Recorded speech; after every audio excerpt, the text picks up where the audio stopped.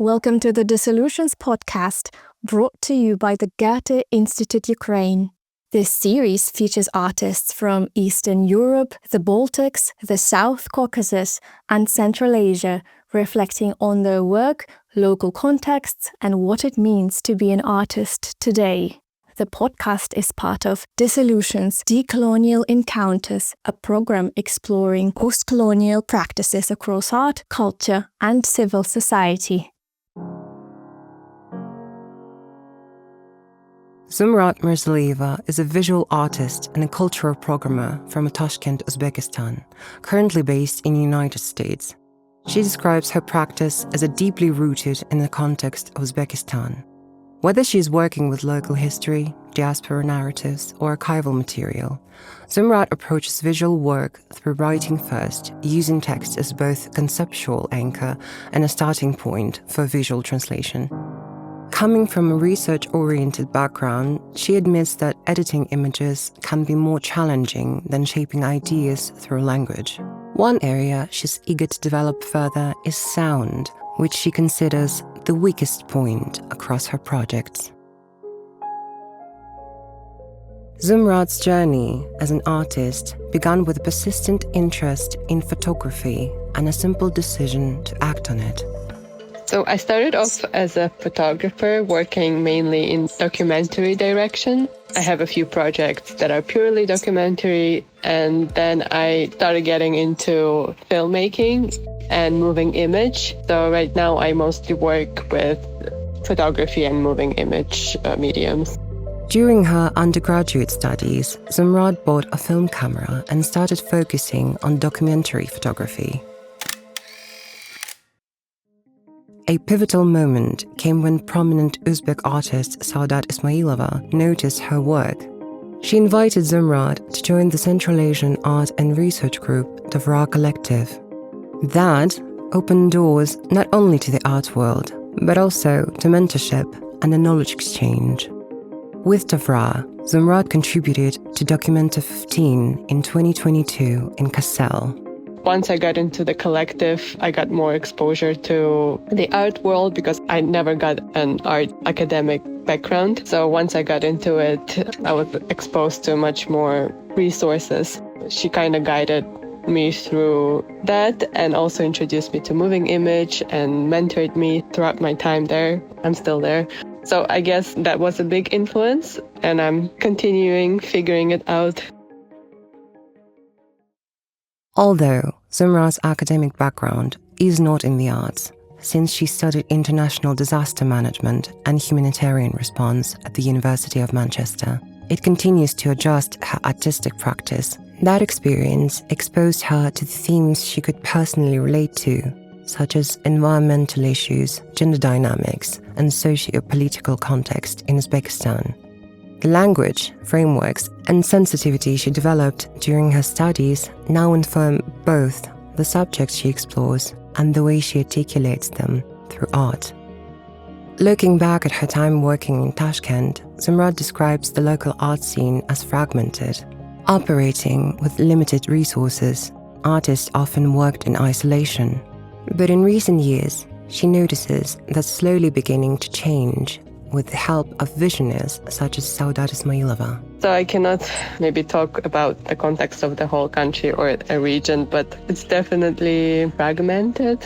It's like the pain that we face is that limited resources and very limited open calls that are directed to Central Asia. So we kind of have to compete with each other, but we don't.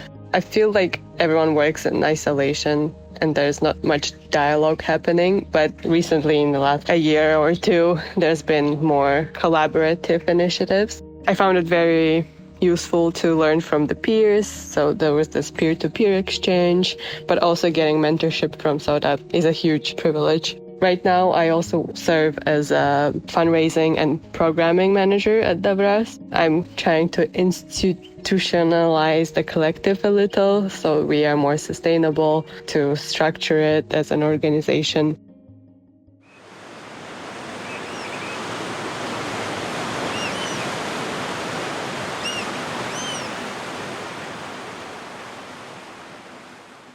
Residencies that place no pressure on outcomes are rare, so when Zumrad joined the Dissolutions project in Baltics, she was pleasantly surprised, because unlike her previous experience, where constant production was expected, this one offered space simply to observe, reflect, and exchange with others.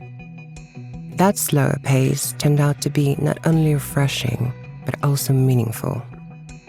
That shift from production, because there is so much emphasis on production in the artist space, to just slowing down and being present and talking to each other and just going around places and learning from them was a much needed break from the fast-paced environment that we sometimes find ourselves in. It was very useful to expand the network, and we are still in touch with many. It was really a good space to be in at that point in my life. It sounds cliche, but just being present, being surrounded with like-minded people and just exploring region that I didn't know much about. Because I worked also in an international organization, and sometimes it's hard to measure the success of something when there's no direct outcome. But this intangible outcomes that we all got, I think is very valuable still, even if you cannot measure it directly. The residency also offered a chance to better understand the context of the Baltic states. Zumrad highlights how valuable it was to observe the way artists and institutions there engage with their own history and how those conversations have evolved over time. Definitely, the colonial journey for the Baltic states started way before, so they're much more evolved in that. So it was interesting to learn from how they now talk about it and learn how their institutions work. It's not very much a defining experience for them anymore. I think that was useful to know that you can go past it and reposition yourself on a completely different level rather than just focusing on specific historical event. She also reflects on the growing presence of decolonial discourse in the art world. Zumrad sees it as an essential and timely conversation, especially in Central Asia. The conversation, I feel, started very recently in our region. So at this point, I think that it's a very important topic to talk about. Any amount of projects that are dedicated to it will do justice to history or to the phenomenon itself. It's such a big part of our very recent history. We just started talking about it. So I feel even though it may be already too much, but it's never too much. Reflecting on her early career, Zumrad emphasizes the value of simply reaching out to people in the field you're drawn to. Direct contacts with fellow artists help build connections and spark opportunities within the local context, whether in a town, a city, or across the country. I did this a lot as an emerging photographer back in 2018 and 19. I would just message established photographers from Uzbekistan and just asking them to assist them or just meet for coffee. Creating that ties, I think, would then lead to even more opportunities. We are so used to just hanging on to some international funding or other international opportunities, but we can create them from within by just talking to each other and having get-togethers. I would say focus on the local context rather than rely on international opportunities. But it's very probably hypocritical for me to say because I'm now in US and I'm not so much in the local context anymore, but I was back then. I would say do that if you're based in the region. Zumrad also sees artists as important contributors to knowledge about their own regions firsthand.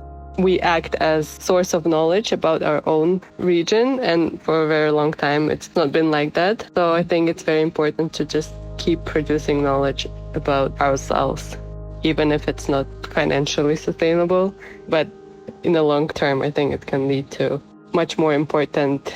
It puts us on the map. Despite the challenges, she's optimistic.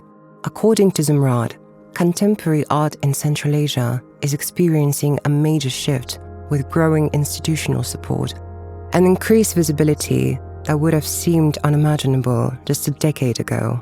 I think at this point, if we talk about contemporary art, Uzbekistan and Central Asia in general, is at its peak. Large institutions opening and biennales and art centers, museums. So I think it's gonna peak for another few years. A lot of money is invested in it. If I talk about more institutional level, I would say it's gonna flourish for another decade, I hope. If we compare it to 10 years ago, it's just crazy how much things happened.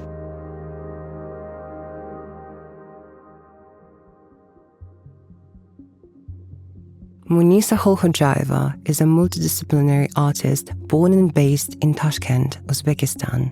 She traces her creative path back to childhood, shaped by family influence and an innate sensitivity to detail in making. Her mother studied music, and her father, originally trained in architecture, later turned in photography. They both played a significant role in cultivating a creative atmosphere at home. Initially, Munisa was drawn to fashion and enrolled in college as a costume design student. However, after a year, she realized that working solely with fabric felt too limiting. Wanting to explore a broader visual language, she transitioned to monumental painting, an academic path she saw as the most multidisciplinary with Uzbekistan's formal arts education system. Although Munisa eventually stepped away from costume design, the skills she gained during that period have resurfaced in unexpected ways. In her recent work, she revisits textiles, not as a limitation, but as a medium rich with potential, reclaiming what once felt like a misstep and turning it into a central part of her artistic language. I'm currently interested in exploring non-human from different perspectives in the intersection of a human perception. I'm using some narratives from mythology, science, everyday life, and observing how these things are interacting with each other. But they sometimes might be a bit sensitive. For example, the things I'm super passionate about right now, it's how we are feeling the fear and scared of something. For example, the textile series I did, I literally used the mythological archetypes like wolf and also the plants which are poisoned in our region. So it's a sort of dialogue between this abandoned, forbidden, demonized archetypes and at the same time giving the space for the poisonous plants which are ambivalent and not like black and white things. Munisa is exploring the idea of fear, not as something to avoid, but as a threshold that can be approached with intention. She sees fear as a kind of gateway.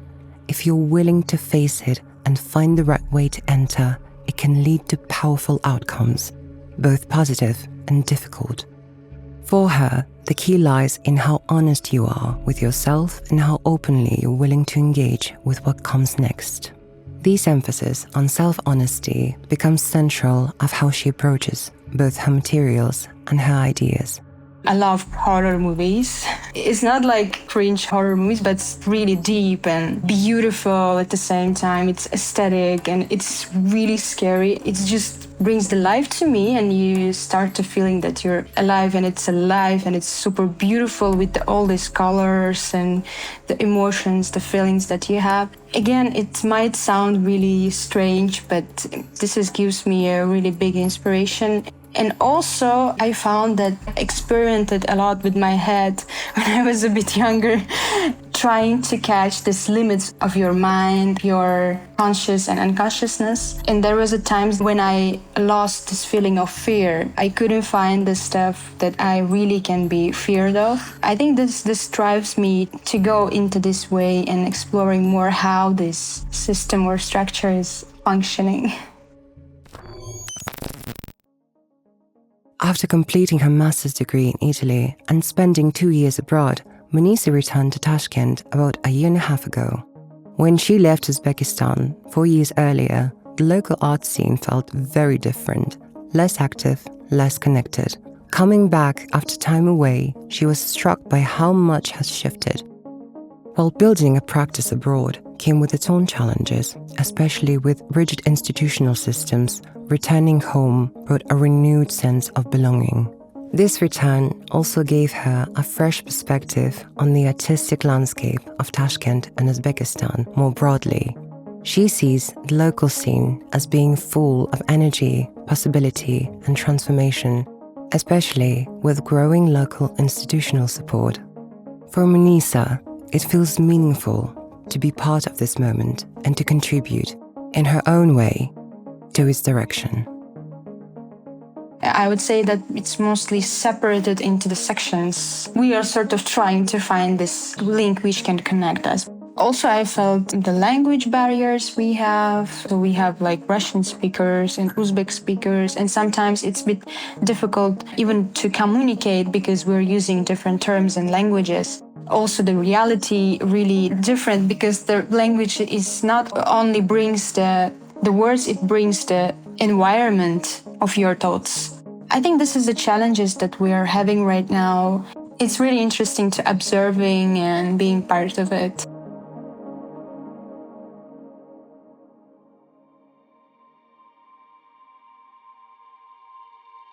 Munisa joined this solutions project through her network. Latvian curator Leis Inga, who currently serves as a chief curator at the Almaty Museum of Art, recommended her. Munisa found the trip and the project format particularly compelling, as it wasn't focused on a production, but rather on learning, bodily engagement with space, and open-ended exploration. What stood out to her was the diversity of participants.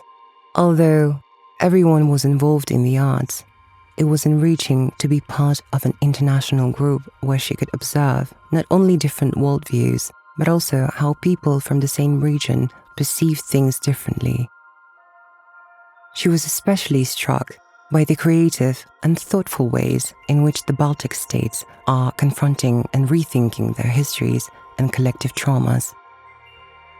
The visits to museums, galleries, and guided city tours made a strong impression. She was fascinated by how historical symbols and remnants weren't erased, but instead approached with care and imagination, transformed rather than cancelled. For Munisa, it was powerful to see how creativity could be used as a tool to soften difficult pasts and bring new life and meaning to inherited spaces and narratives.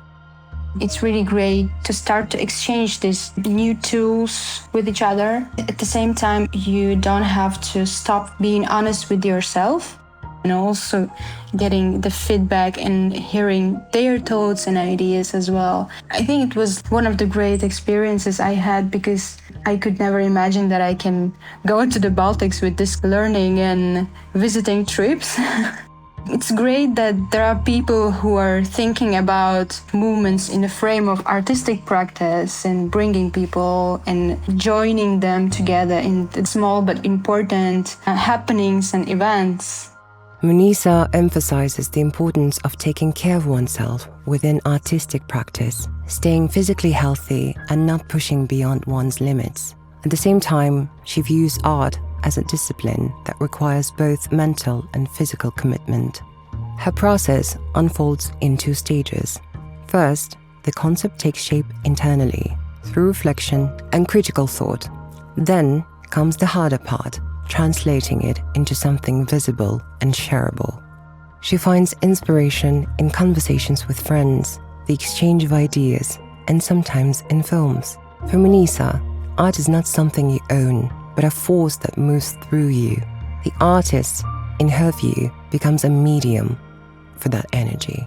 Art, I think, opens a space for the listening and at the same time unlearning, imagining in another way. There are movements that forces us to rethink the dominant structures or strategies and dual thinking, like black and white. I think that art is the right and really correct space which can hold all these complexities between these all movements and challenges and intersections between them.